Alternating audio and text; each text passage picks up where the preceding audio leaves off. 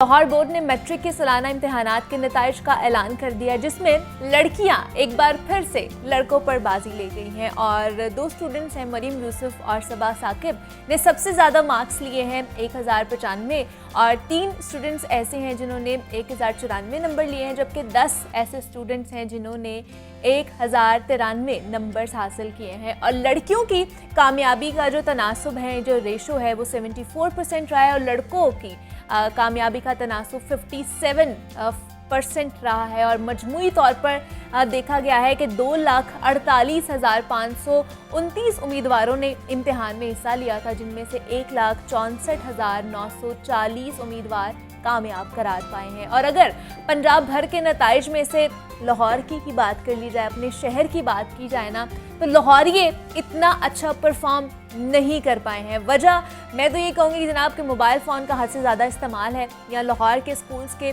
तालिब इल्म ने पढ़ाई करना कम कर दी है, और उसके साथ साथ अच्छे स्कूल्स और अकेडमीज़ भी साथ नहीं दे सकी हैं शायद। तो लाहौर बोर्ड सबसे पीछे रह चुका है। मैट्रिक 2022 के अगर नताइज में देखा जाए ना, तो लाहौर बोर्ड का रिज़ल्ट सबसे कम 66.37% आया है। और पंजाब के 9 सानवी तालीमी बोर्ड्स में डेरा गाजी खान का पहला और लाहौर का आखिरी नंबर आया। तो एक जानिब इतने ज़्यादा नंबर्स, तो दूसरी जानिब फेल होने वालों की इतनी बड़ी तादाद, आखिर इसकी वजह क्या है? लाहौर बोर्ड के नताइज अच्छे क्यों नहीं आ सके हैं? कितनी मेहनत हमें और दरकार है? इस पर बात करेंगे। हमारे साथ इस वक्त मौजूद हैं आमना अता हैं, जिन्होंने 1093 नंबर्स लेकर लाहौर बोर्ड में 3rd पोजीशन हासिल की है, और उनके साथ मौजूद हैं रज़ा रहमान साहब हैं, माहिर तालीम है, उनसे कुछ तालीम के हवाले से बात करेंगे। सर आपको वेलकम कहती हूँ जागो लाहौर में। आमना आपको भी वेलकम कहती हूँ जागो लाहौर में। सबसे पहले तो कॉन्ग्रेचुलेशंस, आपकी 3rd पोजीशन आई है। कैसी फीलिंग है आपकी, कैसा फील कर रही है? बहुत ज़्यादा खुश हूँ, और मुझे सबसे ज़्यादा खुशी तो इस बात की है कि मेरे पेरेंट्स मेरी वजह से इतना ज़्यादा प्राउड फील करें। तो उम्मीद थी कि मैं 3rd पोजीशन पे आऊँगी, या था कि अच्छा 1st पे या 2nd पे, 3rd पे, या किसी और पोजीशन पे? एक्सपेक्टेशन तो थी, मगर डर भी बहुत था। डर भी बहुत था? किस चीज़ का? कि पता नहीं, लाइक बहुत मुश्किल चीज़ है, तो हो पाएगा कि नहीं हो पाएगा। अच्छा, मुश्किल किस चीज़ की ज़्यादा लगी आपको? पोजीशन लेने की। मतलब इतनी आपने तैयारी की थी फिर कि मुझे अगर किसी पोजीशन पे आना है तो मुझे उस हिसाब से प्रिपरेशन भी अपनी करनी? तैयारी तो मैंने की थी, और मुझे था 90+ तो आ जाएंगे, 1090+, लेकिन 93 तो मैंने नहीं एक्सपेक्ट किए थे। फिर भी 93 आ गए, 1093 वेरी गुड पोजीशन है। सर आप क्या कहेंगे ओवरऑल? पहले बात करते हैं कि बड़ा अच्छा तनासुब रहा, मैं तो ये कहूँगी बच्चों का, और पोजीशंस भी उन्होंने लिए हैं, इस पर आपका क्या स्टांस है? बिस्मिल्लाहिर्रहमानिर्रहीम। एक तो सबसे पहले आमना ता को बहुत मुबारकबाद, उनके वालिदैन को ख़ास करके मुबारकबाद। और मैं हमेशा एक कंक्लूजन करता हूँ कि ये जो बच्चों का रिज़ल्ट होता है, बेसिकली ना ये एकेडमी का रिज़ल्ट है, ना ये स्कूल का है, ये माँ बाप का रिज़ल्ट है, ये उनकी मेहनत है। और आज सही जो काबिल तहसीन है वो उन दोनों की काबिश है। देखिए, टीचर क्लास में बच्चों को 30 बच्चों को एक जैसा पढ़ाता है, एकेडमी भी एक जैसा पढ़ाती है, लेकिन कोई फ़र्क अगर क्रिएट करता है तो वो उनके वालिदैन होते हैं। तो ये वालिदैन के लिए आज बड़ा अहम दिन है, बड़ी खुशी का दिन है, और उनकी मेहनत भी है, और बेटी की भी बड़ी मेहनत है। मैं इसको अप्रिशिएट भी करूंगा, और मैं समझता हूँ कि ये मिसाल हैं लोगों के लिए, क्योंकि अभी बेटी आगे बात करेंगी तो ये बताएंगी कि इनके वालिदैन ने कहाँ कोऑपरेट किया, क्या क्या चीज़ें गाइड की, मोबाइल का कितना यूज़ किया।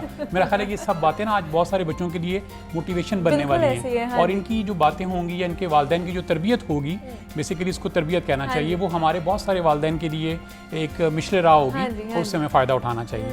अब जहाँ तक बात आ जाती है रिज़ल्ट की, तो देखें रिज़ल्ट तो मेरी ज़ाती राय में तो रिज़ल्ट अच्छा है। अगर इसमें कहीं आर्ट्स ग्रुप में नंबर कम आए और कोई परसेंटेज कम हो गई है लाहौर बोर्ड की, तो वो कोई इतना बड़ा मैटर नहीं है। लाहौर जो है ना, ये थोड़ा सा एडवांस शहर है, और एडवांस शहर होने की वजह से लोगों का जो एक कॉन्सेप्ट है रटा लगाने का, जैसे डीजी खान जो एक हमारा शहर है ना, वहाँ पे पढ़ाने का एक ख़ास निज़ाम है कि वो रट्टा ही लगवाते हैं। सिर्फ बच्चे ने सुबह से लेकर शाम तक उस चीज़ को बार बार रेपिटेशन करनी है, और वो नंबर लेने में वो बहुत आगे हैं। और जो ही उन बच्चों को यहाँ पे इम्प्लांट किया जाएगा किसी यूनिवर्सिटी में, कॉलेज में, तो उनसे बहुत सारी चीज़ों के पूछे जाएंगे कि आप बताएं कॉन्सेप्ट क्या है, तो वहाँ पे उनको प्रॉब्लम आ सकती है। तो लेकिन लाहौर में ऐसी स्टडीज़ हो रही हैं, या ऐसे टीचर्स मौजूद हैं जो इनको कॉन्सेप्शनल स्टडी देते हैं, जो सही तरह कॉन्सेप्ट क्लियर करते हैं। जब आप कॉन्सेप्ट क्लियर करने जा रहे होते हैं तो फिर नंबर इतने अहम नहीं होते हैं, फिर कॉन्सेप्ट इतना अहम होता है। लेकिन मेरा ख्याल है कि फिर भी कारकर्दगी पे तवज्जो देनी चाहिए लाहौर बोर्ड को, और उन्हें चाहिए कि इसको इम्प्रूव करने की कोशिश करें। एक और चीज़ यहाँ पे ऐड करना चाहूँगा कि देखें, एक वो बच्चे हैं जो साइंस ग्रुप में अपेयर होते हैं, और एक वो स्ट्रीमलाइन है जिन्होंने आर्ट्स ग्रुप को ज्वाइन किया है। आर्ट्स ग्रुप का आज के दौर में कोई फोकस नहीं है या कोई आगे स्कोप नहीं है, तो हमें ये चाहिए कि जैसे पहले मैट्रिक स्किल्स पे बहुत दफ़ा आपके प्रोग्राम में बात हुई है कि लाहौर बोर्ड को मैट्रिक स्किल्स को इनकैलकुलेट करना चाहिए, और मैट्रिक स्किल्स की जब बच्चों को एक अपॉर्चुनिटी मिलेगी तो बच्चे उसमें खुद ब खुद परफॉर्म करेंगे और बेहतर रिजल्ट आएंगे इंशाल्लाह। ठीक है, तो आमना आपका साइंस ग्रुप था या आर्ट्स ग्रुप था? साइंस ग्रुप था। साइंस में क्या रखा हुआ था? बायोलॉजी रखी हुई थी। तो कितनी जैसे सर ने भी कहा कि माँ बाप की मेहनत होती है, पेरेंट्स ने कहाँ गाइड किया आपको? पेरेंट्स ने हर जगह गाइड किया, मतलब अगर पेरेंट्स ना हो तो इंसान कुछ भी नहीं कर सकता। टीचर्स का रोल एक जगह पर है, मगर पेरेंट्स का ज़्यादा होता है, मुझे लगता है। घर पे डांट पड़ती थी मतलब मामा से? ज़्यादातर मामा होती है ना कि वो उन्होंने ख्याल रखना होता है कि पढ़ी है कि नहीं पढ़ी। मामा ने आज तक से ज़्यादा डांटा ऐसा डांटा नहीं, पढ़ाई में अच्छी थी इसलिए डांटा नहीं। तो कितने स्केड्यूल क्या बनाया हुआ था आपने? डेली आपने कितने घंटे पढ़ना है? 5 to 6 hours डेली, लेकिन जब एग्जाम होता है तो फिर तो ना दिन होता है ना रात, पूरा टाइम पढ़ती हूँ। पूरा टाइम पढ़ना पड़ता है, मतलब एक तो हम अकेडमी में भी अलग पढ़ते हैं, लेकिन घर आकर भी आपने पढ़ना था।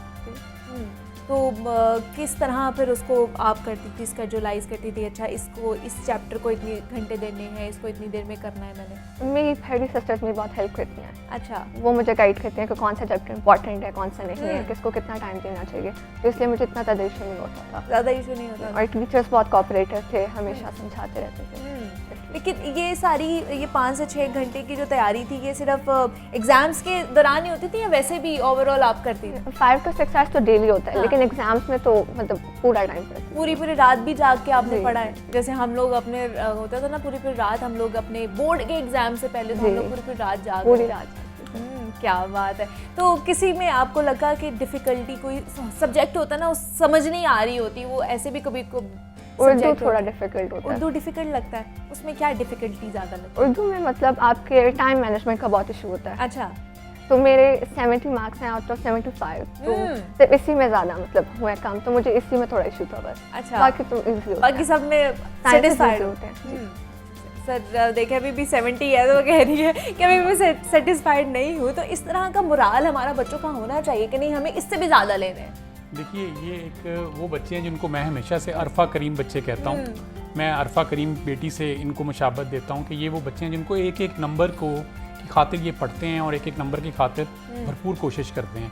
और ये फ़तीन बच्चे जो हैं, ये इनका जो फोकस ये होता है कि हम ज़िंदगी की कोई भी चीज़ में हम पीछे ना रहें और हम अपनी आउटपुट 100% दें, तो नंबर भी फिर 100% चाहिए। तो ये एक करेज हमारे अंदर होना, इस चीज़ की ख्वाहिश होना कि हम 100 out of 100 नंबर लें, ये बड़ी इंपॉर्टेंट है। जब ये चीज़ आपके अंदर डेवलप हो जाती है तो आप ज़िंदगी के बहुत सारे शोबों में परफेक्शन में चले जाते हैं, और आप जो काम परफेक्शन में करेंगे वो बेहतरीन काम होता है। तो हमें हमारा दीन भी समझाता है या कहता है या हमें इंडिकेट करता है कि आपने अपने कामों को बेहतरीन अंदाज से करने की कोशिश करनी है। तो बेहतरीन अंदाज यही है कि ये अपने नंबर्स को, पूरे नंबर्स को हासिल करने के लिए बेहतरीन पढ़ाई करें, बेहतरीन तरीके से इम्तिहानात दें और अच्छे नंबर स्कोर करें, और उसके बाद जो भी इनको फील्ड मिलेगी उसमें बेहतरीन तरीके से परफॉर्म करें।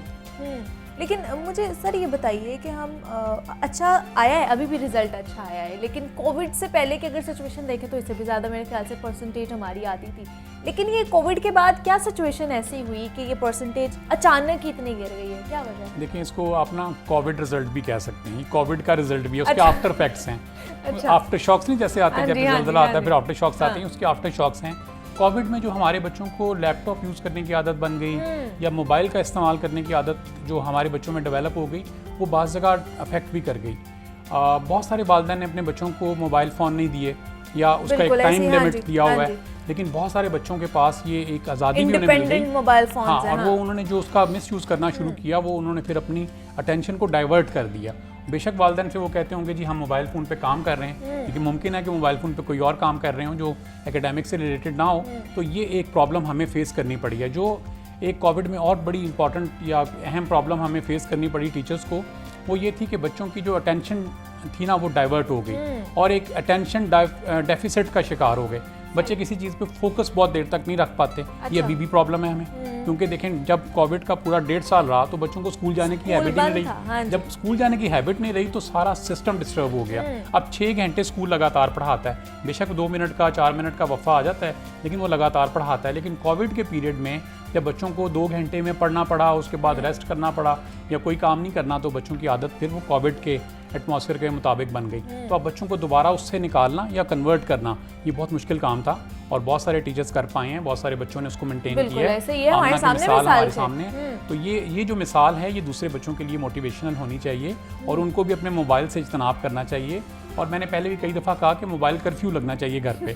तो बाज़ क्लासेस ऐसी हैं जहाँ मोबाइल हमें नहीं देना चाहिए, तो ये मैट्रिक तक मोबाइल ना देना, बल्कि मेरी इनकी वालदा साहिबा से बात हुई बेटी की, तो उन्होंने बताया कि हमने मैट्रिक तक इनको यानी आज तक मोबाइल नहीं दिया। तो ये मेरे लिए बड़ी इनकरेजिंग बात है, और मैं समझता हूँ कि तमाम वालिदैन जो सुन रहे हैं वो अगर अपने बच्चों के अच्छे नंबर लेके आना चाहते हैं और वो चाहते हैं कि इस तरह की चीज़ों से ना उनको दूर ही रखें। आप ना, आपके पास वाकई मोबाइल है, किसी का भी मोबाइल यूज नहीं करती है, या मामा का कभी कभार यूज कर लिया, कभी कभार मतलब पढ़ने के लिए यूज करती। अच्छा, पढ़ने के लिए, वैसे सोशल मीडिया कुछ यूज नहीं करती। स्ट्रिक्ट है इसके ऊपर कि नहीं सोशल मीडिया या मोबाइल फ़ोन आमना नहीं यूज़ करना। तो मैट्रिक के बाद है कि अच्छा अब मुझे मिल जाएगा, ये तो पेरेंट्स पर डिपेंड करता है। आपने नहीं कहा कि अच्छा अब तो मैंने मैट्रिक कर लिया और इतनी अच्छी पोजीशन भी ली है, इतने अच्छे नंबर्स भी ली हैं, तो अब तो मैंने आगे कॉलेज जाना है, तो मुझे मोबाइल। लेकिन अगर इस दफ़ा भी मिल गया तो मुझे लगता है फिर फोकस नहीं रहेगा। अच्छा, फोकस नहीं, ये आपका अपना भी माइंडसेट है कि मुझे अगर फ़ोन मिल जाएगा तो मेरा फोकस डाइवर्ट हो जाएगा। तो कब, तो इसके लिए क्या मतलब साथ आपकी फ्रेंड्स भी होंगी, उनके पास भी होगा, तो वो कहती नहीं है कि आमना तुम्हारे पास भी होना चाहिए फ़ोन? लोग तो बहुत कुछ कहते हैं, फिर मार्क्स लेने के लिए फोकस तो एक साइड पे रखना पड़ता है। दैट्स द स्पिरिट कि उसको खुद भी पता है कि एक चीज़ मेरे लिए ख़राब होगी, मेरी डाइवर्ट हो जाएगी मेरी अटेंशन जो है, मेरा फोकस जो है, तो मुझे वो चीज़ नहीं करनी है। तो यही होना चाहिए, हमारे बच्चों को खुद से भी इस चीज़ का इल्म होना चाहिए। तो आगे का क्या इरादा है आमना आपका, किस कॉलेज में आपने एडमिशन लेना है, क्या करना है आगे? फिनेट कॉलेज में सोचा है अभी। अच्छा, और आगे FSC मेडिकल करना है, फिर उसके बाद मेडिकल करना है।